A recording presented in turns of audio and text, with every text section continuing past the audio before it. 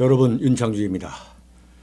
이번 주가 2017년의 마지막 주입니다. 2017년 제가 보기에 6.25 이후 가장 난세, 가장 최악의 위중한 난세가 연속적으로 이어진 한 해였다. 나라 안팎으로 정말 위기의 연속이었다. 그 위기도 보통 위기가 아니라 대한민국을 뿌리채 흔들어낼 수 있는 그런 위기였다. 그럼에도 불구하고 여러분, 윤칼세 동지 여러분께서는 여기까지 잘 견뎌 오셨습니다. 2018년 한 해 제가 보기에 금년 한 해 못지않게, 아니 그보다 더 위중한 위기가 지속될 것으로 저는 내다봅니다. 참 암담하지요. 그럼에도 불구하고 윤칼세 동지 여러분에게 제가 말씀드릴 수 있는 것은, 참 정말로 말씀드리고 싶은 것은, 첫째, 다가오는 2018년을 결코 두려워하지 말자. 2018년을 앞두고 두려워하지 않을 뿐만 아니라 2018년 한 해에도 결코 두려워하지 말자라는 말씀을 먼저 드리고 싶습니다. 두 번째는 2018년 한 해도 역시 우리가 담대하게 견뎌내야겠습니다. 저 윤창중부터 정말 패기를 잃지 않고, 용기를 잃지 않고, 힘을 잃지 않고 내년 2018년 한 해를 헤쳐나가겠습니다. 윤칼세 동지 여러분의 정말 등대불이 되도록 제가 혼신의 노력을 다하겠습니다. 2018년 여러분과 함께 건승하겠습니다. 지난주 토요일이죠.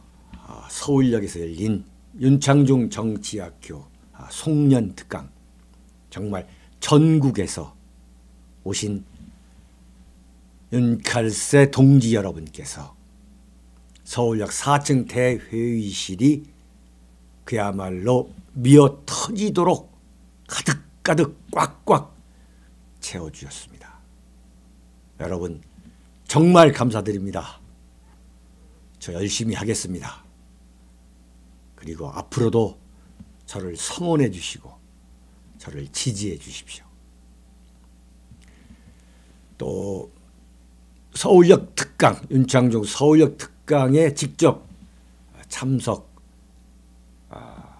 하실 형편은 아니었습니다만, 저 멀리 해외에서 지지하고 성원해 주신 해외 동포 여러분에게도 깊은 감사의 말씀을 전하겠습니다.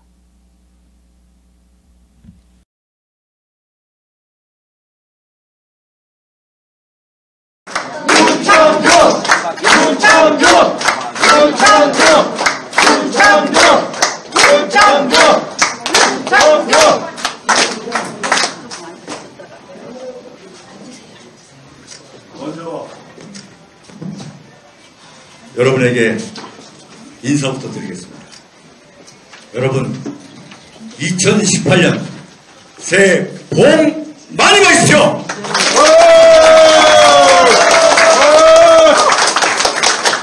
여러분은 틀림없이 복을 많이 받으실 겁니다.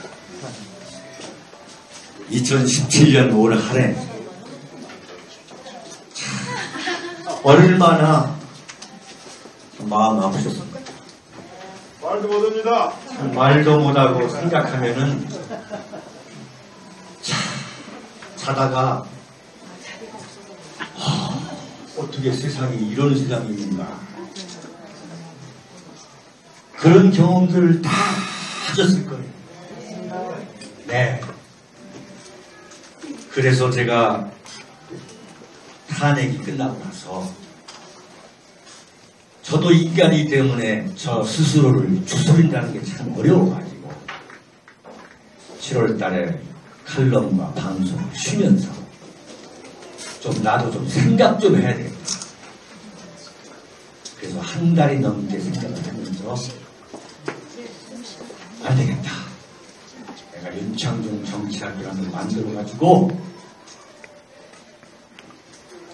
정말 윤창중으로부터 위로를 받을 수 있는 분들이 계시다면 내가 전국을 돌아다니면서 참 서로 위로하고 격려하고 좌절하고 계시는 분들은 그러지 말라고 좀 말씀을 드려야 됩니다. 그래서 여러분 너무도 잘 아시겠지만 제가 올 9월 22일부터 서울, 청주, 대구, 부산, 대전 그래서 지난달에 제주도까지 마치고 저도 좀 쉬어야 되기 때문에 쉬었다가 지금 오늘 이렇게 여러분들을 다시 뵙게 됐습니다. 참 이게 준비하고 이럴 때에 참 힘듭니다만 여러분들이 오셔서 조금 전에 어떤 분이 내가 윤 선생 아니면 참 이 세상 못 산다고 하시는데 그 말씀 들을 때 정말 내가 잘했구나. 참 잘했구나. 네, 여러분.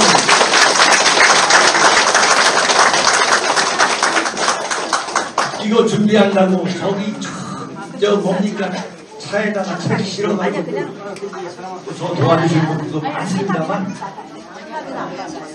여러분들 보면서 참 너무 기분이 좋아요. 윤칼세 TV는 여러분의 후원과 도서 주문으로 운영됩니다. 윤칼세의 올곧은 목소리, 여러분의 후원이 필요합니다.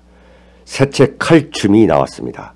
노란 완장찬 문희병들의 피 비린내 나는 칼춤, 정치보복은 진행형입니다.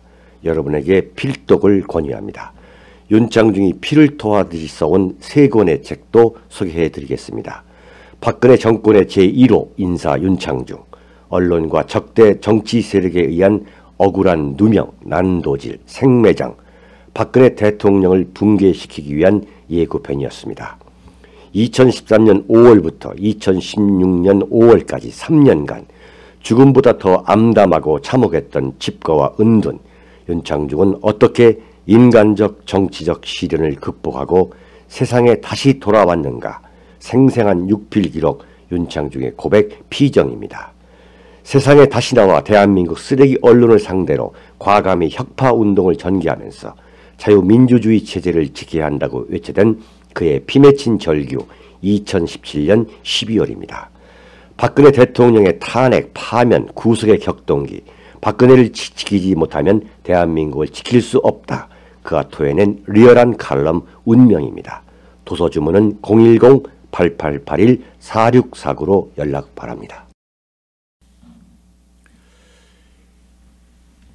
오늘 칼럼은 이명박 전 대통령의 운명입니다. 미래입니다.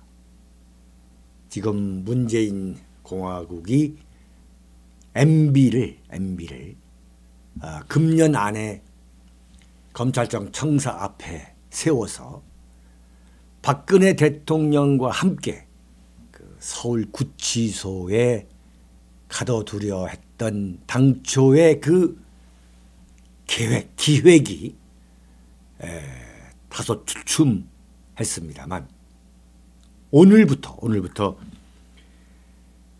검찰총장 문무연 검찰총장의 지시로 서울 동부지검에 설치되어 있는 특별수사팀이 이명박 전 대통령의 다스 문제, 다스 실소유주 문제에 대한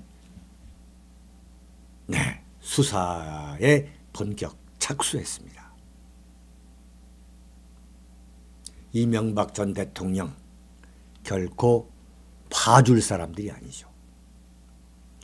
이명박 때문에 노무현이가 자살을 했다고 믿는 것이 친노친문의 아주 움직일 수 없는 판단이고 하나의 신념이에요. 신념. 그 신념을 포기할 리가 없습니다. 그런데 이들이 볼 때 정말 예상 밖으로 김관진 국방부 장관과 그 다음에 청와대 그 기획비서관인 그 김태효, 이 두 사람이 구속 적부 심사를 통해 가지고 구속됐다가 이 풀려나게 되는 정말 예상 밖의 사태가 벌어지니까 잠시 호흡을 조절하다가 어떤 꾀를 만들어냈냐 하면 참여연대와 민변이죠. 참여연대와 민변. 문재인 좌파 정권의 나팔수 시민단체, 나팔수 변호사 단체인 참여연대와 민변이 BBK 사건을 수사한 정호영 전 특검, 여러분 기억하시죠? BBK 사건. 그러니까 이명박 전 대통령이 대통령 당선자 시절에 그 있었던 그 특검, BBK 사건을 수사한 특검. 그때는 노무현 대통령이죠. 노무현 시절이죠. 그러니까 노무현 시절에 있었던 이명박 대통령 당선자에 대한 BBK 특검, 정호영 그 특검과 뭐냐면 다스의 주인이 이명박이다 이렇게 이름을 박은 게 아니라 성명불상 수유주라는 표현이에요. 정말 지나가는 소도 웃을 일이죠. 그러니까 이명박을 분명히 겨냥하는데 그 고발장에는 뭐라고 써 있냐면 성명불상, 이름을 모르겠다는 거예요. 이름을 명기할 수 없다. 성명불상 실소유주다 이렇게 그 이름란에, 고발장에 이름란에 말이죠. 그래가지고 고발장을 제출하니까 이거 완전 짜여져 있는 시나리오라는 그런 의심이 들지 않습니까? 그렇게 보는 것이 이른바 합리적 의심 아니겠습니까? 가만히 있던 참여연대와 민변이 김관진과 그 김태효 청와대 그 당시 비서관이 풀려나니까 바로 고발장을 제출한 겁니다. 그랬더니 검찰에서 어떻게 했느냐.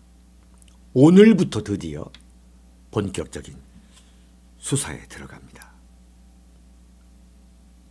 제가 여러 번 말씀드렸습니다만 왜 이것이 정말 웃기는 정치 공작이냐면 이명박 대통령이 재임 중에 박근혜 대통령 후보가 대통령이 되길 바랐다면은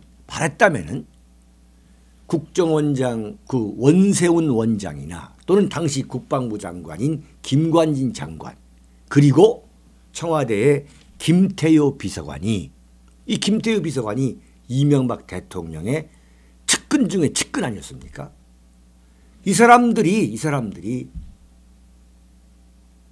그 박근혜 대선 후보에 유리하도록 댓글 공작을 폈다라는 가정, 그 구도가 그럴듯할 수가 있어요.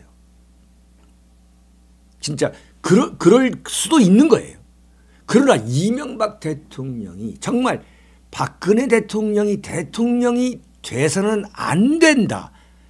참 그야말로 앙숙관계였음에도 불구하고 이명박 대통령이 그런 지시를 할 리가 없고 또 이명박 대통령이 지시를 안 했다 하더라도 당시 원세훈 국정원장과 김관진 국방부 장관, 김태효 비서관이 모여서 그런 작당을 할 아무런 이유가 없는 거예요. 그럴 가능성이 어쩌다 없는 거죠. 근데 검찰이 그런 사실을 몰랐나 봅니다. 자, 그런 구도를 만들었는데 보니까 이게 아니거든. 막말로 윤칼세 TV, 윤칼세 칼럼에서 셀 수 없이 지적을 했잖아요. 야, 어떻게 사람을 그야말로 잡으려고 해도 어떻게 이런 말도 안 되는 구도를 만드느냐. 제가 참 얼마나 많은 지적을 했습니까? 여러 차례 지적을 했습니까? 정말 말이 안 되는 이야기죠. 자, 역시 판사, 역시 어떻게 했느냐. 구속 적부 심사를 통해 가지고 좀 석방을 한 거 아닙니까? 석방을 했더니 이게 뭔 소리요? 하다가 그 짜낸 꾀가 바로 참여연대와 민변이 고발장에 당시 BBK 사건 그 특검을 문재인 검찰이 수사한다는 거예요. 이야, 정말 이게 말이 되는 얘기입니까? 어떻게 특검을 현재 문재인 검찰이 수사한다는 게 이게 무슨 법치국가에서 정말 상식적으로 상상이나 할 수 있는 일입니까? 이건 완전히 대한민국 검찰은 지금 문재인의 그 사유물에 사유물. 그렇지 않다면 어떻게 10년 전에 특검 활동을 다시 현 정권의 검찰이 수사하겠다는 그런 생각을 할 수 있냐. 참 기가 막히 이것이 소위 말하는 적폐 아니겠어요? 검찰을 완전히 문재인 정권의 사유물, 그야말로 전유물로 지금 부리고 있는 거죠. 그러면서 뭐라고 합니까? 검찰을 개혁하겠다. 정말 표리부동한 정권이에요. 저는 참 이런 정권에서 봉직하고 있는 대한민국 검사 여러분들에게 저는 정말 연민의 정을 느낍니다. 정말 고생 많이 하고 있습니다. 제가 정말 동정하고 싶습니다. 앞에서 문재인 정권에서 이 정권 임기 내에 참 출세하고 싶은 그 검사들, 특히 그 검찰 지휘부겠죠. 그 지휘부를 제외하고 나머지 정말 대한민국의 정의 구현을 위해서 구하겠다는 그러한 청운의 뜻을 품고 검찰에 참 입신하신 그 검사 여러분께서는 참 이루 말할 수 없는 정신적 고통을 지금 느낄 겁니다. 참 안 됐습니다. 자, 그렇게 해서 지금 무슨 얘기냐면 이 BBK 다스의 주인이 누구냐? 이 다스의 주인을 밝히는 이 사건의 공소시효가 내년 2월 21일이라는 거예요. 2월 21일. 근데 지금 뭐냐면 평창 동계올림픽의 개막식이 언제냐면 2월 9일입니다. 2월 9일에 열려가지고 2월 25일에 끝나는 거죠. 그렇다면 어떤 계산이 나오냐면은 2018년 1월 말, 적어도 1월 말까지 이명박 MB 전 대통령을 검찰청사 앞에 세울 것이다. 그래서 서울구치소로 보낼 것이다. 이게 제가 보기에는 1차 첫 번째 제1의 저는 시나리오로 봅니다. 제1의 시나리오다. 저는 이런 시나리오가 저는 100% 실현될 것이다. 1월 말에 그러니까 지금 이런 의도를 갖고 있는 검찰은 이미 다스의 주인이 누구인가는 이미 다 답이 나와 있죠. 사실은. 얼마 전에 그 다스에서 일했던 운전기사를 포함해서 직원들의 증언이 나왔잖아요. 다스의 주인은 왕 회장이다. 그 왕 회장이 누구냐? 그건 이명박이다. 이런 직원들이 느닷없이 나왔지 않습니까? 그때 눈치를 챌 수 있었죠. 아, 이명박 전 대통령을 이제 검찰청사 앞에 세우겠구나. 그 시나리오가 그야말로 전광석화처럼 다시 시작되겠구나 하는 그 예측이 지금 맞아 떨어지고 적중하고 있습니다. 자, 그랬다가 만약에 그 1차 제1의 시나리오가 차질이 빈다면은 그거야 평창올림픽이 끝나는 2월 25일 이후에 서울구치소 앞에 세우면 되는 거죠. 그래서 구속시키면 되는 겁니다. 문재인 대통령은 김영삼 대통령에 이어서 두 번째로 전직 대통령과 전전직 대통령을 똑같은 감옥에 쳐넣는 그런 대통령, 그런 현직 대통령이 될 것이라고 저는 보고 있습니다. 10년 전 사건. 자, 이명박 전 대통령이야말로 기업인 출신이죠. 그리고 위장 전입을 14번이나 했고, 뭐 이거 말고도 사실은 엄청나게 많은 그 전과, 실제로 전과자였죠. 그 전과자라고 할 막 정도의 사실은 참 이루 말할 수 없는 그 인생의 그 오점이랄까, 그 치명적인 약점이 있죠.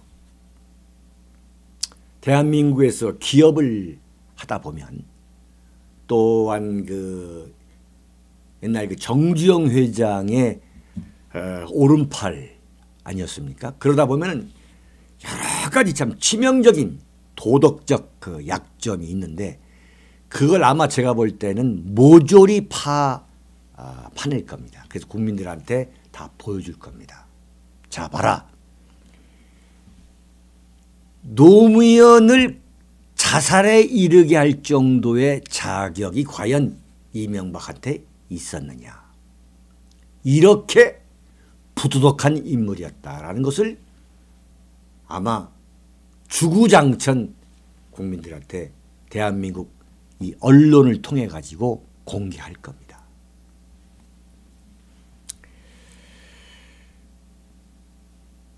그래서 그 이명박이야말로 노무현의 자살을 불러온 총책이었다. 아주 부도덕한 인물이었다라고 집요하게 국민들한테 참 홍보를 할 겁니다. 그래서 제가 대한민국 현대 정치사를 지켜보면서 내리고 있는 결론은 정치 보복은 반드시 정치 보복을 불러옵니다. 이건 참 흔들리지 않는 원칙입니다. 정치 보복이 아니라도 참 그야말로 피눈물 나는 후과를 치르게 되지요. 정치 보복, 참 피비린내 나는 정치 보복에 못지않는 피눈물 나는 그 정치적 후과를 당하게 된다. 노무현 대통령을 아직도 주군으로 모시고 있는, 어떻게 보면 신으로 모시고 있는 그 친노, 친문 그 세력에게 저는 이런 이야기를 하고 싶어요. 노무현이 왜 자살에 이르렀는가? 그것은 대통령 재임 중에 너무 많은 자신의 반대 세력 그 가슴에 너무 많은 대못질을 했다. 그 후과를 치르게 된 것이다. 저는 정치적으로 그렇게 해석합니다. 노무현 대통령이 2003년 2월 집권하자마자, 청와대에 들어가자마자 8월 달에 대북 비밀 송금 의혹 사건과 관련해 가지고 검찰 조사를 받던 정몽원 전 현대그룹 회장의 투신 자살을 시작으로 끊임없이 대한민국의 유명 기업인과 유명 고위 관리들의 자살이 이어집니다.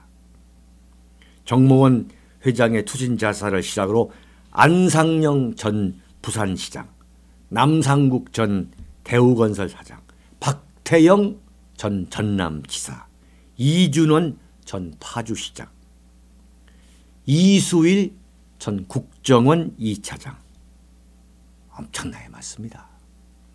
박서간 전 서울시 주택국장, 강희도 전 경위, 고위직 공무원과 유명 기업인의 자살이 이어지고 있습니다. 노무현 대통령은 모든 것이 끝난 것으로 착각하고 청와대를 나와서 자신의 고향인 봉화마을에 도착해서 아 시원하다 이렇게 고함을 지릅니다. 그러나 어떻게 됐습니까? 자살이 자신의 운명에 끼어들 것이라고는 그때만 해도 상상도 못했을 것입니다. 청와대는 역사적으로 대통령 또는 전직 대통령이 비극으로 끝을 맺는 흉가입니다.